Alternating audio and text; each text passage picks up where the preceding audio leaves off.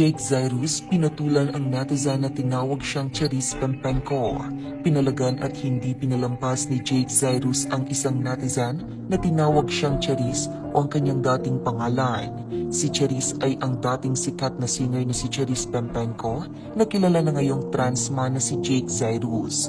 Noong June 20, 2024, nagpost si Jake sa Instagram ng isang kasabihan mula sa Russian novelist na si Fyodor Dostoevsky. A beast can never be as cruel as human being, so artistically, so picturesquely cruel. Kasama nito ang dalawang larawan niya at isang kasabihan mula naman kay James Baldwin, isang kilalang American writer at human rights activist. The most dangerous creation of any society is the man who has nothing to lose.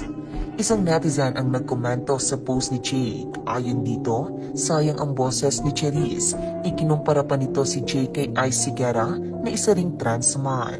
Buong komento ng netizen, sayang boses mo Charis.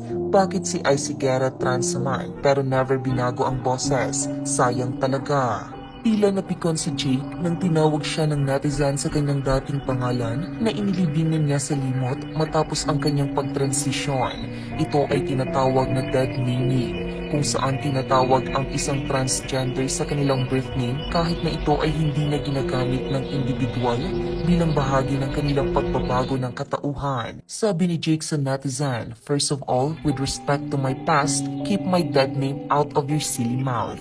Tungkol naman sa pagkukumpara sa kanila ni Ice, sinabi ni Jake na ang dating child star ay hindi nagtitake ng hormone therapy na malaking bahagi ng proseso ng pagiging trans man. Aniya, and darling, it's because he hasn't taken any hormone therapy. It's a huge part of being a trans man. Maybe there are more important reasons why he has not taken hormone therapy.